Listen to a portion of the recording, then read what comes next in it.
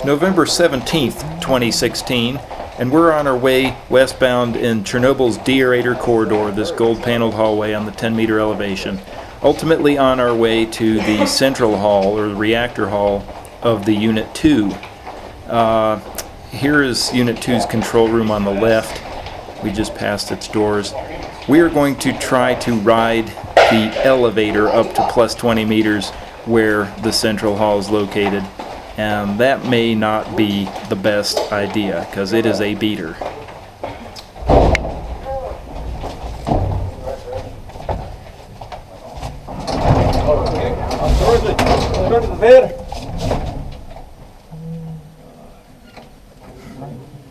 And it drops. Good question. I'm not sure what button to push on this. Claustrophobic. I'd let Stanislav. If we don't hit anything, no, I wouldn't hit anything because we're not going. We haven't given it a command to go anywhere. So Right. if he This hits is open one the of these door- weird Soviet elevators that you press. Yes. Yes. Stasi. Okay, what button is for the foot? So, here is level 9.2. Push button 9.2. All right. There we go. Maybe That happened when my kids were we'll go little. upstairs by walk because I'm not sure that we will go there. Yes. Okay. Go. Because we had some problem with it. Let's go upstairs. Let's take the stairs.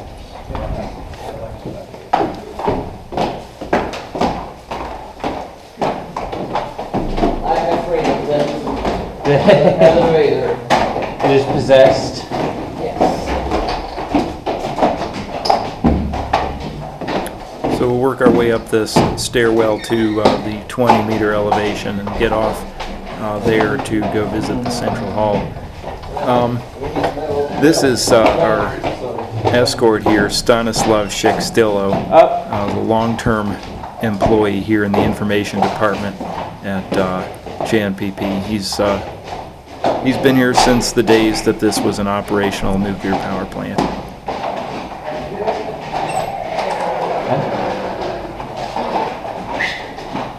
He's been very good to us. We frustrate him sometimes, I think, asking to do things like visit the elephant's foot and things like that. He plays right along. On the left here are going to be the compartments for the drum separators in this type of reactor, and then we'll come here to the anteroom to the central hall where people change clothes and so forth to work at the reactor fueling face. So we'll come on in here. There's some radiation detection gear because the central hall is a fuel handling area and is potentially radioactive. There's a bench for changing boots and gloves and so forth. I'm not going to show you the whole process because it's pretty boring watching people put on boots and gloves, but we'll speed up here and then look at some other stuff once we go in. Pictures. So, and also respirator.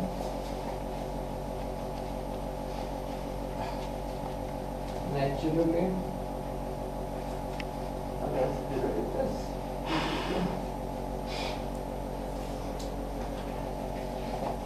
So be attentive, please, during our, being here in the reactor hall, be very attentive, please, as usually. Yeah. Yes. So that's why.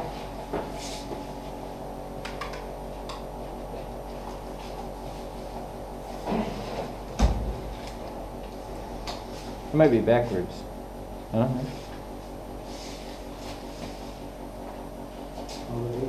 Yeah.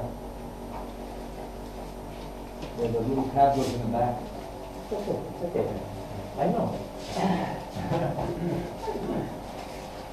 It's better to do it like this because they are too big. It's not 45, 43. You see? Yeah. Can I have a small one?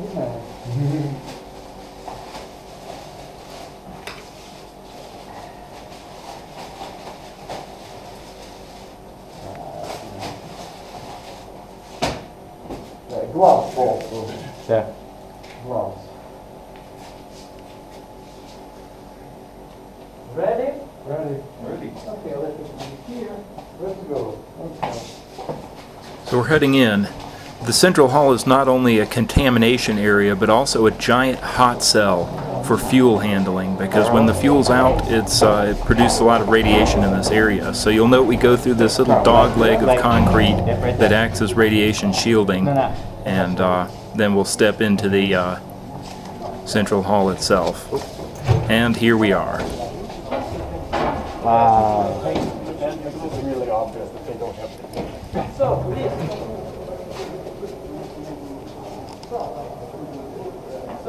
This is that. Small information again for you here and to here how you'll walk in, because something is open and the request of this operator not to go here Yeah. on the Yeah. yes, upper core of the reactor. So you can go round, and also so like this. And I'll ask him to switch off the light.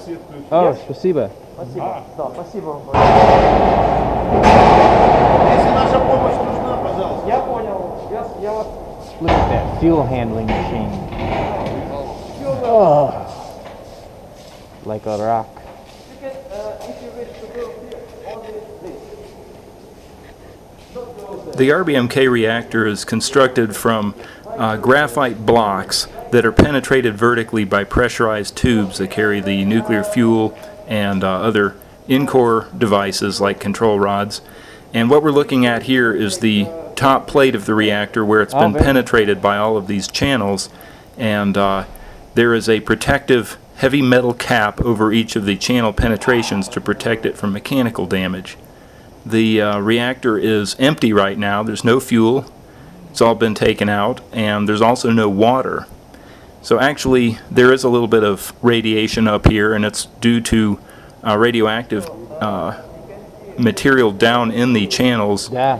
and the radiation is streaming up through the empty channels and up to the fueling face where we are now. Over here on the side are a bunch of heavy steel plates that cover up the steamwater pipelines from the upper part of the reactor, and they will go under the wall on either side of the central hall and bring steam to the drum separators. Wow. Over here are some caps for the technological channels. They're a little bit radioactive just because of their proximity to dirty stuff, but they again provide mechanical cover to the channels up here on the core face. More than 1 meter. Yeah. We're going to go ahead and pass between the two spent fuel pools. There is no fuel in these pools. It's all been taken out to ISEF-1. What you see there, we'll take another look at later. Those are what I call stringers. They're the holders for things that are inserted into the technological channels. It's all back there. And there's some other ones. These are presumably not used. They're not being held in the spent fuel pools. But you can see the little fixture by which the refueling machine grabs the stringer and pulls it out. And ordinarily there would be fuel on the other ends. There's two 3.5 meter long bundles end to end. And here's where fresh fuel is stored in preparation for use. Also down at this end of the reactor hall is the transfer corridor for fuel. It's just to our left here, and this is where new fuel is brought up from below when it's shipped in, and also used fuel can be taken out in a cask. Good view here of the stringer assemblies. This is the top end of the stringer where the machine would grab it. We'll go take a look at some other stuff and here in the central hall. So I'll go ahead and cut the clip here. The light's coming. I'm just waiting.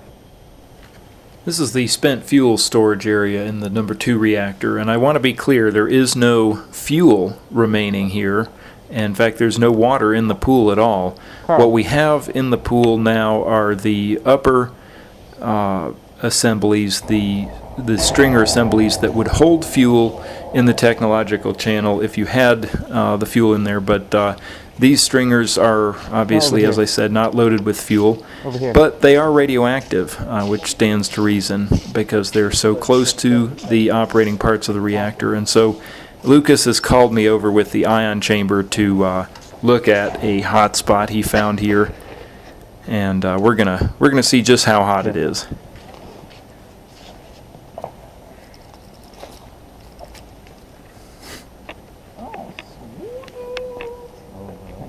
Point your light at it. Point your light at it. My life? No, his light. He is the hydrogen? It's this one right here. Hang there for just a sec. And that's the one right there. You'll notice all of these stringers have a nose on them, a little catch that the refueling machine can grab onto in order to drag it out of the channel. It's really, it's quite a clever way of doing things. Incredible. And this spot right here that we're measuring, we're measuring 2 Roentgens per hour. And, you know, this is a power plant that's known for having a lot of spicy stuff around. So 2 Roentgens really not that high, but it's something. And this is, I should be clear, this is very localized. This is not coming from the bulk of all of these stringers that are parked here. It is, it's some sort of fuel flea or just a local bit of leakage or contamination on that one spot. And so yes, the dose rate's a little bit high, but it's, at least as far as this power plant is concerned, it's really not much at all. Stanislav, how many times have you been in here? Many? Yeah. Is it okay if I walk up on the scaffolding now that everyone is down?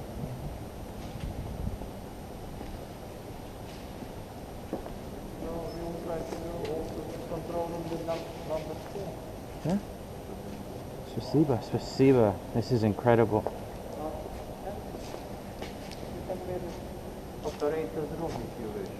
Oh, this one right here? Yes. So now we're going to go up and look at the refueling machine operator's room. And as mentioned before, the central hall of these reactors is basically a large hot cell, because when spent fuel comes out of the core into the refueling machine, there's a lot of radiation in here. And so the operator sits in a little booth behind a leaded glass window, and we'll go take a look at that shortly. But right here, while we're up and up on the balcony and have a good look down at the core, I'll just mention a few things. There are about 2,000 penetrations vertically through the RBMK core, and some 1,700 of them carry nuclear fuel. These are the so-called technological channels. And then we have about 200 more that contain control rods of various types. The control and protection system has rods that descend from the top of the core. It has short absorber rods that come from the bottom of the core. There are rapid shutdown rods, the BAZ system rods that come from the top, and there are regulating rods as well as emergency shutdown rods in multiple systems. It's really quite a complicated arrangement. And in this reactor, at least, and in the number 3 unit at here at Chernobyl, one channel that belongs to the control and protection system has actually been set aside for neutron doping, activation doping of silicon. And we saw that channel in the control room. Its servo indicator indicated that it was being used for silicon rather than a normal control and protection system channel. And here in the photo you can see exactly which one that is. Now we're going to go into the booth here where the refueling machine operator sits, and you can see the window that operator looks through when he's working.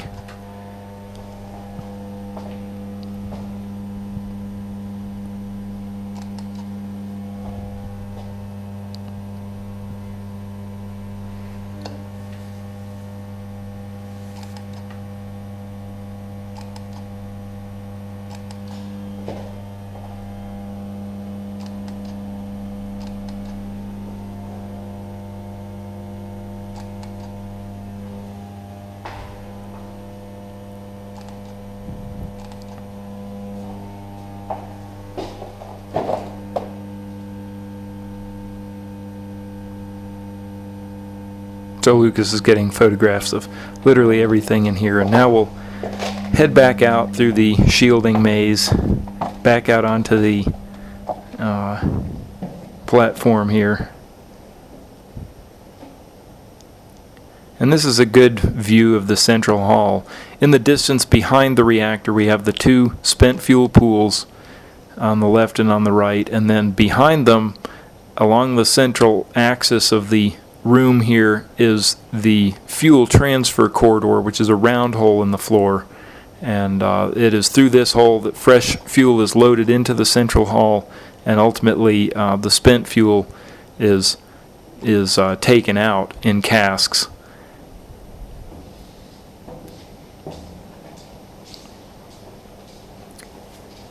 Anyway, I think that is a good overview of the reactor fueling face in Chernobyl Unit 2. This reactor has been offline since the accident in 1991 that basically destroyed all of its number 4 generator and its feed water pumps. And it was a political decision not to restart the number 2 reactor, but to leave it shut down. And it's been that way ever since. So the history of this place, even though the lights are on and it's quite pretty in here, this has been a shut down nuclear reactor since before the Soviet Union came apart. So there are many people alive who have been alive for a shorter period of time than this reactor has just been sitting here. And so in the nuclear decommissioning business, things take a long time. And the number 2 reactor here at Chernobyl has been just sitting in this defueled state now for quite a long time.